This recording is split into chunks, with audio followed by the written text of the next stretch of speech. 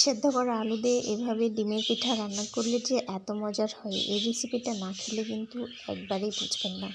খুবই মজাদার এবং এত সুস্বাদু হয়েছে যে আমি আপনাদের সাথে শেয়ার না করে পারলাম না।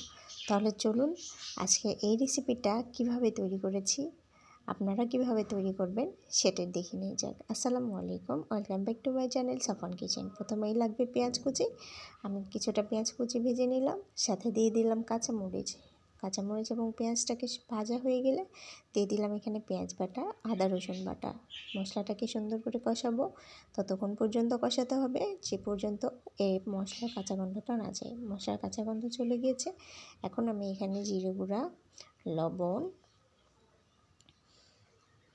দিয়ে দেবো, এখানে হলুদ এবং মরিচের গুঁড়া। মশলাটাকে আমি সুন্দর করে কষিয়ে নিব।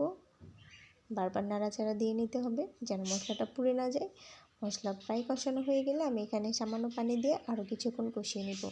আসলে মশলাটা যত বেশি কষাবেন আপনার রান্নাটা কিন্তু তত বেশি স্বাদ হবে। এখানে দিয়ে দিলাম তেজপাতা, দারচিনি, এলাচ, লবঙ্গ এবং গোলমরিচ। সবগুলো মশলাকে সুন্দরভাবে কষিয়ে নিয়েছি। কষানো হয়ে গেলে আমি বড় 3টা আলু এখানে ম্যাশ করে রেখেছিলাম ঝোলটাকে গ্রেভি করার জন্য এবং ঘন করার জন্য। আমি সেটাকেও কষিয়ে নিয়েছি। কষানো হয়ে গেলে দিয়ে দিলাম সেদ্ধ করে রাখা ছোট আলু।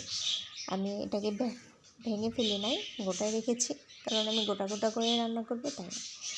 এই আলুটাকেও মশলার সাথে খুব ভালোভাবে কষিয়ে নিতে হবে। কষানো শেষ, তেলটা উপরে উঠে এসেছে। এখন পরিমাণ মতো পানি দিয়ে আমি এটাকে ঢাকনা দিয়ে ঢেকে দিব।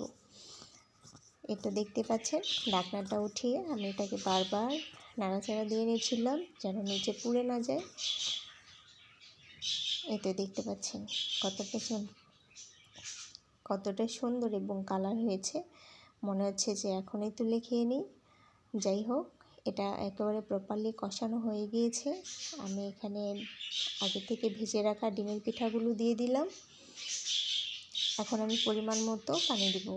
আমি যে পরিমাণ ঝোল রাখবো সেই পরিমাণ পানি দিয়েছি।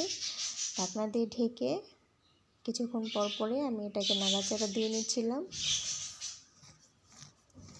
এবং বেশ কিছুক্ষণ রান্না করে নেওয়ার পরে আমি এটাকে নামিয়ে নেব। দেখতে পাচ্ছেন আমার রান্নাটা একেবারে রেডি। কত সুন্দর হয়েছে এবং দেখতে কতটা লোভনীয় লাগছে। এটা কিন্তু গরম ভাত, রুটি বা পরোটা যেটাই বলেন সেটার সাথে একেবারে জমে যাবে। তো আজকের এই রেসিপি যদি আপনাদের ভালো লেগে থাকে অবশ্যই লাইক কমেন্ট করবেন এবং সাবস্ক্রাইব করবেন। ভালো থাকবেন। আল্লাহ।